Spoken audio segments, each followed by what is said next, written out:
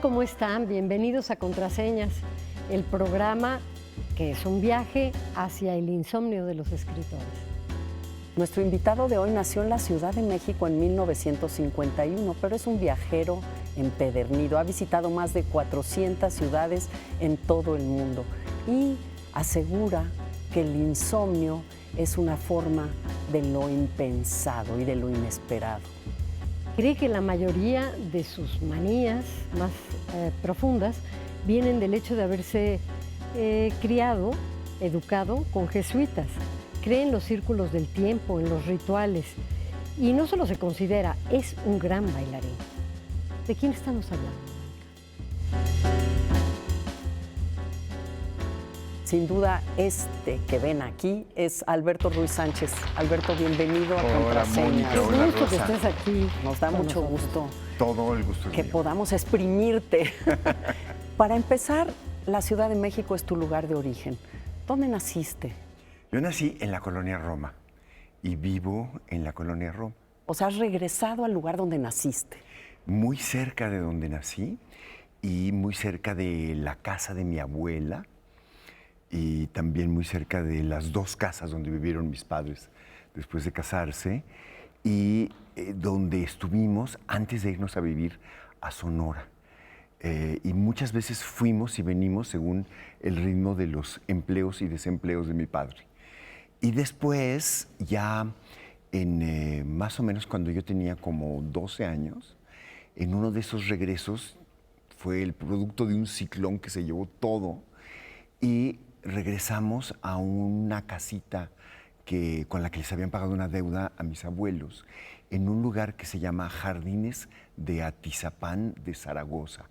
Muy en el Estado de lejos. Y en México. ese entonces, bueno, estaba prácticamente despoblado, ¿no? Era una zona de maizales. Era lindísimo, casi no había el montón de automóviles que hay ahora y de casas. Y para mí fue un momento sensacional, ¿no? Tú a veces has hablado del mercado de la calle de Medellín, ¿no? Que era tu calle de la infancia. También era mi calle de la infancia, Alberto. ¿Ah, sí? No nos cruzamos en ese momento, ¿verdad? Pues a lo mejor nos cruzamos en el mercado, pero no sabíamos que íbamos a terminar aquí. ¿Y por qué volver a ese? A mí mi pregunta es, ¿vivieron en el desierto, que ya nos tendrás que contar, en un lugar casi rural, como era Atizapán? Entonces, ¿por qué volver a ese mismo corazón? Antes de regresar a la colonia Roma vivimos Margarita, mis hijos y yo en San Pedro de los Pinos. Y en 1986, 87, o sea, después del temblor, la colonia Roma había bajado muchísimo de precio. Y yo me gané la beca Guggenheim.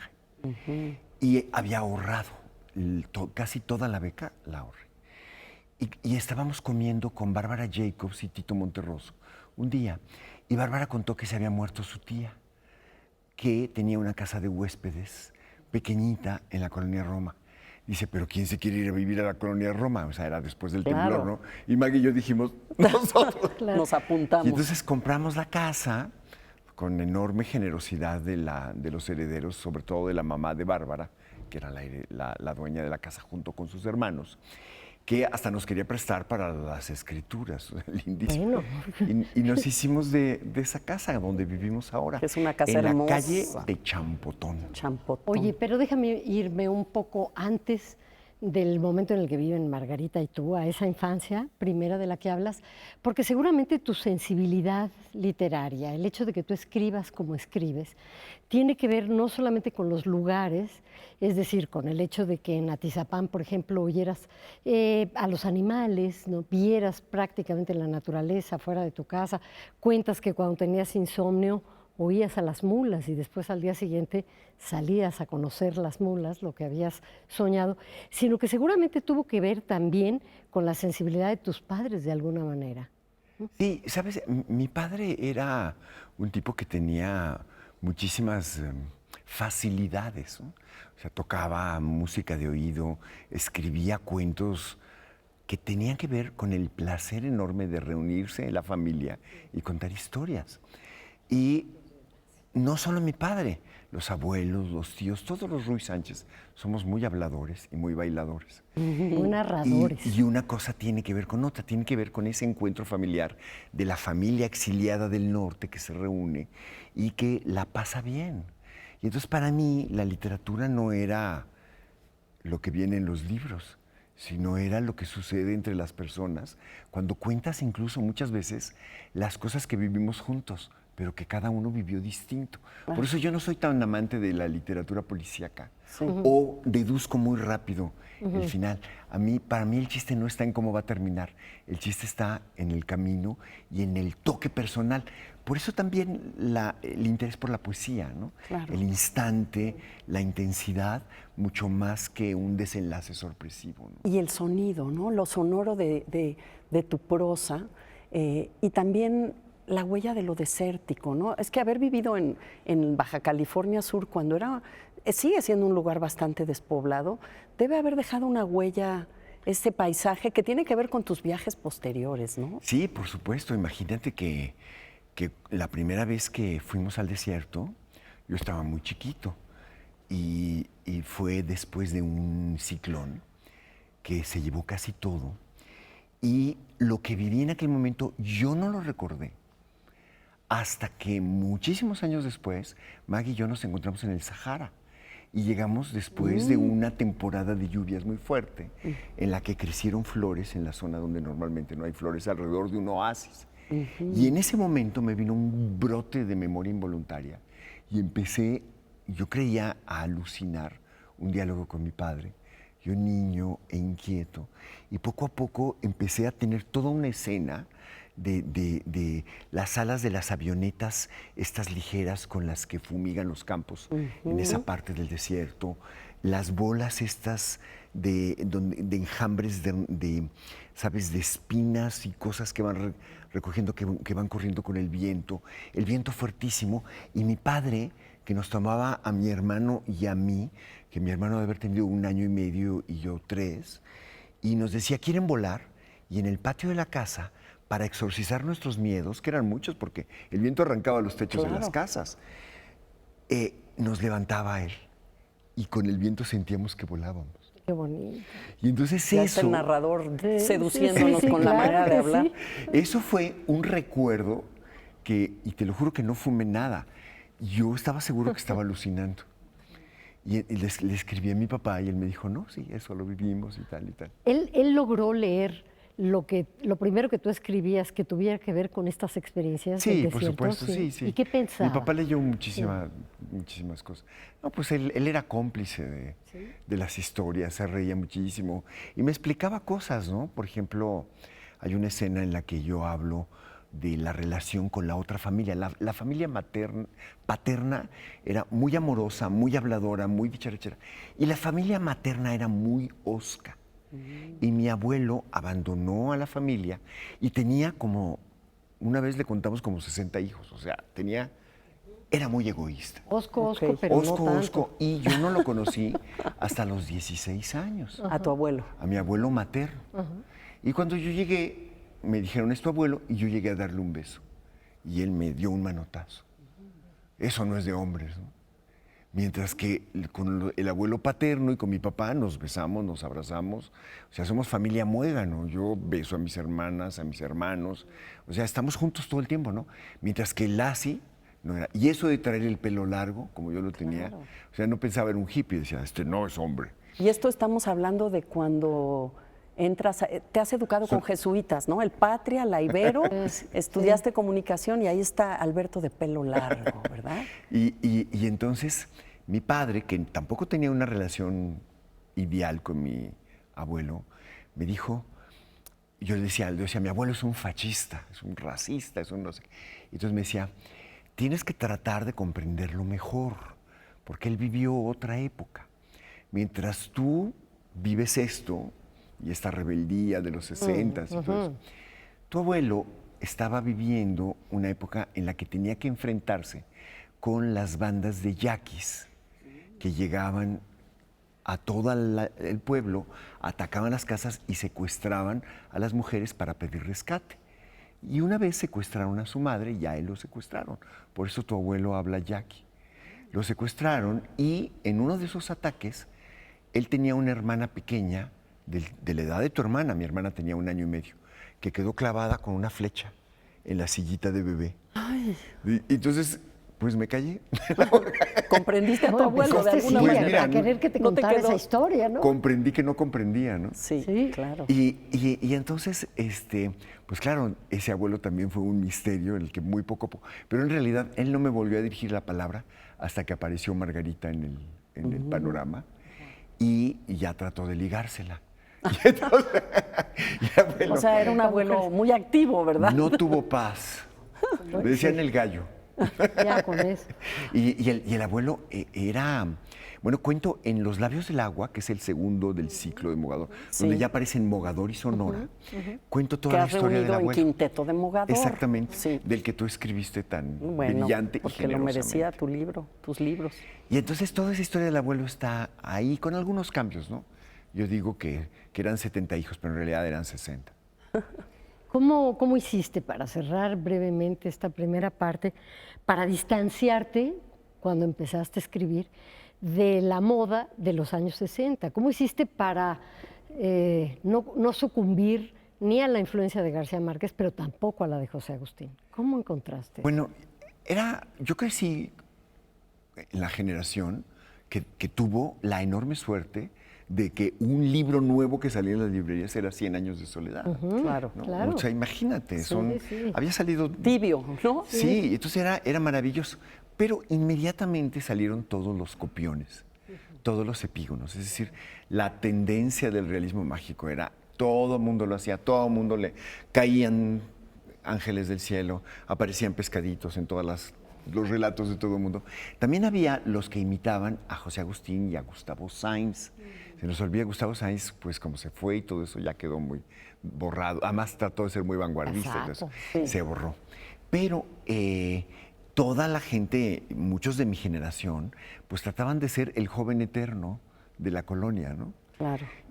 Y entonces cuando yo escribía sobre cualquier cosa que no fuera la colonia, me decían, no, tienes que escribir de lo que estás viviendo. Digo, pero es que ustedes están inventando también. También, si tú hablas de la colonia Roma, también es ficción, porque la estás viendo desde... O sea, no es tan fácil decir esto es imaginación Claro. y esto es... No seamos tan inocentes, ¿no? Claro. Y entonces para mí un esfuerzo tremendo fue encontrar mi propia voz narrativa. Y sin duda mucho de eso está en tu libro más reciente, Los sueños de la serpiente, este diálogo con la memoria, con lo que es la escritura, entre otras muchas cosas. Pero vamos a un corte, no se vayan, seguimos platicando con Alberto Ruiz Sánchez aquí en Contraseñas.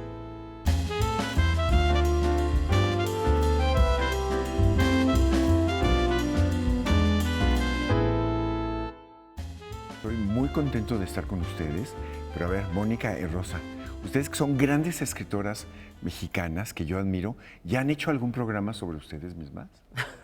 Mira, qué buena pregunta. Es una- no, hasta pero una provocación, quede ¿verdad? como una sugerencia aquí para la producción. Sí. No nos hemos entrevistado. No, pues No. yo creo que sería interesante porque Además, además... yo no sé dónde caminaba Rosa de niña, así como ahorita tú ya nos revelaste, ¿no? Y caminaba cerca de donde tú caminabas de niño. Sí. Oye, pero cuando éramos niños, el mercado de Medellín era un laberinto.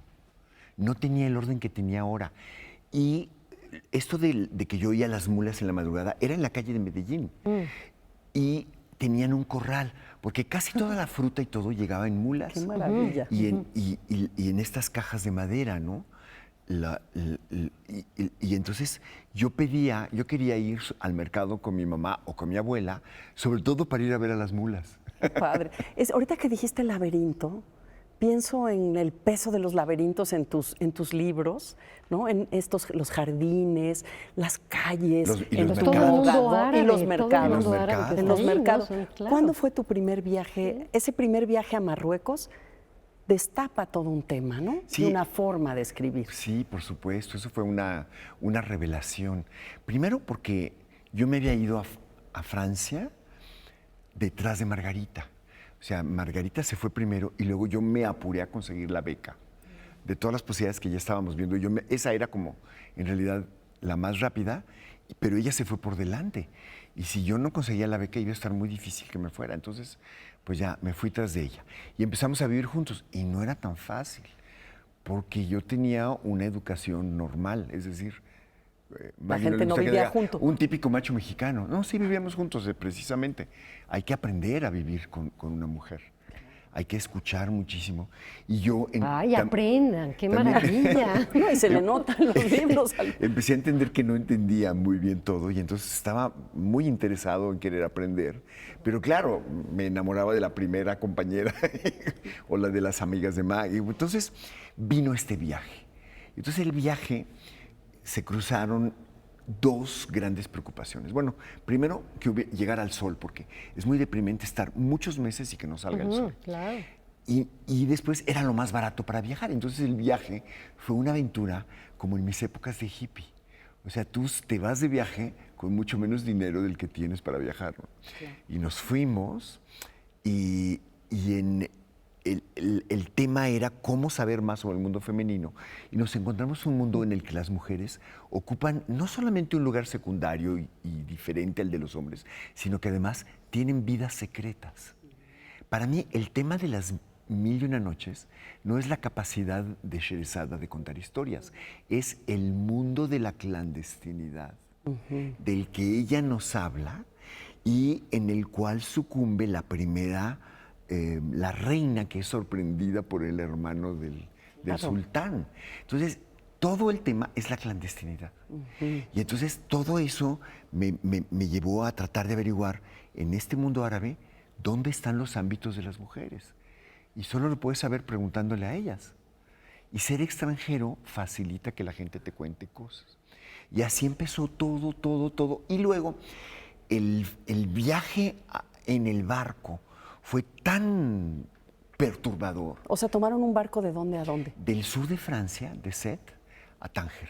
Ok. 38 horas de tormenta. Y eso fue tan perturbador que empezamos a leer todo de una manera como paranoica positiva. Es decir, todo lo que sucedía empezó a convertirse como en un mensaje para el que estaba buscando su propia voz narrativa. ¿Ves? Por ejemplo, estábamos llegando a la ciudad que no se veía.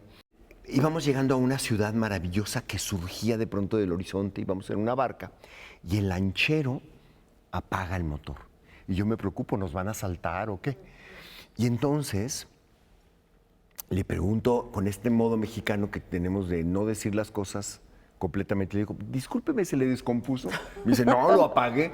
Le digo, ¿y por qué lo apaga? Y entonces me dijo, porque los arrecifes van cambiando, van siendo más cubiertos o más descubiertos y nos pueden sorprender. Y entonces tenemos que escuchar, ver de dónde vienen las corrientes de la ciudad que nos permiten acercarnos. Y para eso hay que apagar el motor. Y entonces yo dije, este es un mensaje para el macho mexicano. ¿Qué es lo que hay que hacer cuando hay una mujer guapa a la que quieres acercarte? Pues ver si hay corrientes que te invitan a apagar el motor. Estar atento a las corrientes. A apagar el motor antes que nada. Un mensaje para cualquiera que quiere escribir. Hay que escuchar, hay que ver con atención. Exactamente. Porque en todo lo que estás contando hay esta dosis de curiosidad y de fascinación que hay en toda tu obra, pero también ese lenguaje erotizado en todo lo que estás diciendo. Y tú venías de haber estudiado con Roland Barthes, ¿no? Bueno, empezaba a estudiar con Empezabas Roland a estudiar con él y los fragmentos del discurso amoroso Barthes. y Sí, la época. todavía estaba como arrancando él ese curso, ¿no? Sí. Sí. O sea, no existía el libro. No, todavía no. Te por tocó supuesto. ser cómplice, como digamos, ser testigo. Ser testigo, ¿no? Qué padre. Pero sobre todo era la verdadera voluntad de seguir viviendo con la misma mujer, que cada vez era más difícil porque me enamoraba, ¿no? Y ella también, o sea... ¿Por qué era que- más difícil entonces? Pues era más difícil porque me enamoraba de otras. De otras.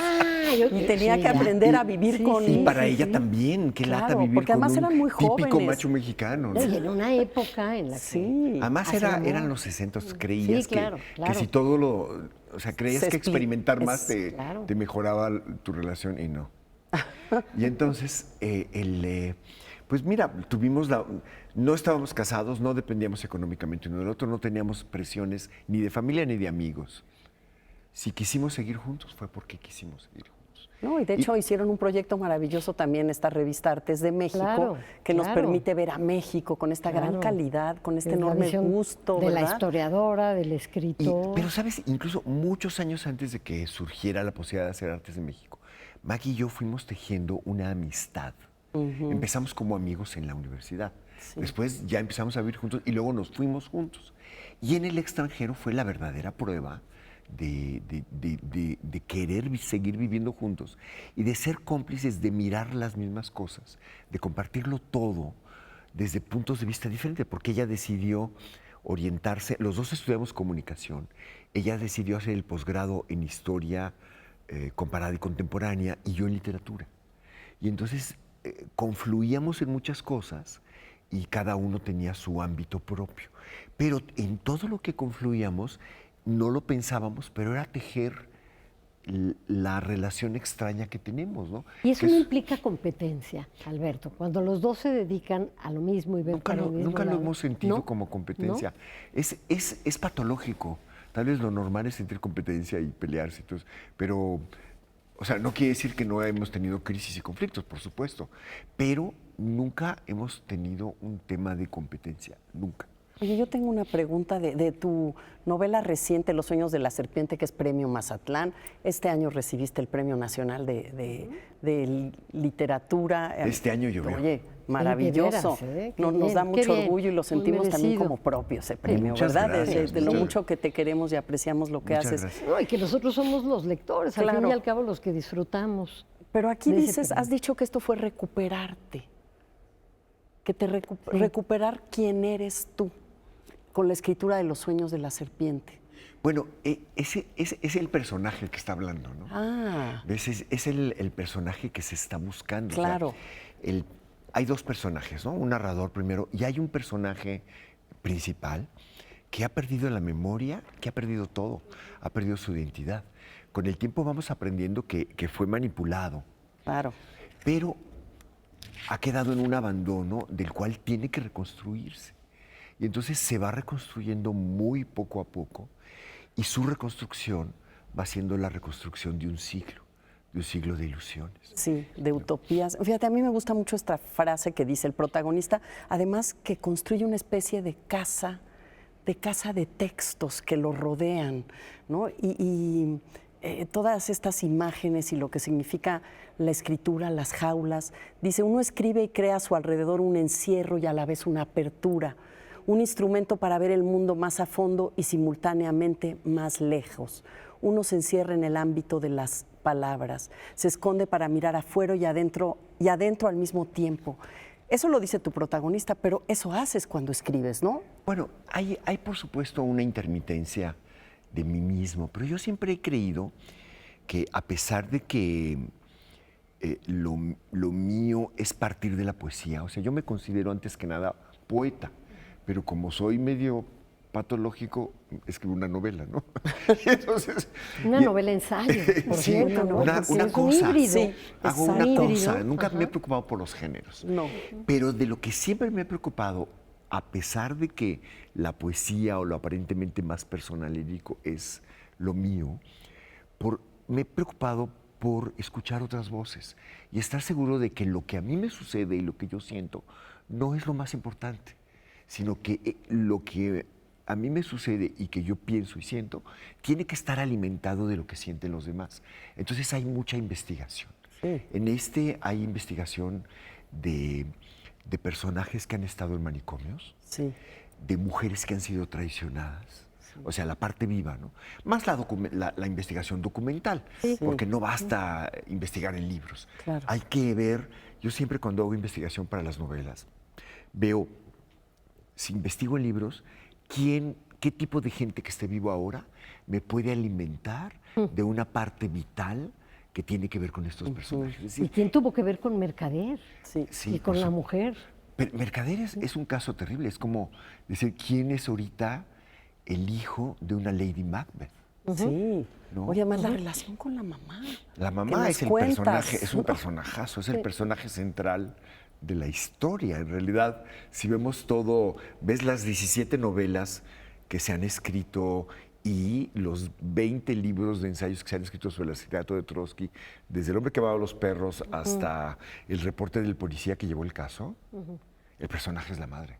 A mí me parece fascinante cómo de algo, de una cosa, de estas cajas, de la desmemoria, derivas, nos haces llegar a la historia de Mercader y sobre todo con estas preguntas sobre el mal, ¿no? El deseo Siempre y el mal. Y el lugar común, la fealdad, ¿realmente responde a los patrones que tenemos ahora o están inventados o están interpretados por el tamiz de la ideología? Este tema de la fealdad y de derivar es muy importante porque al reconstruirse él a partir de cero, tiene que cuestionar todo lo que los otros, estas 17 novelas, dan por hecho.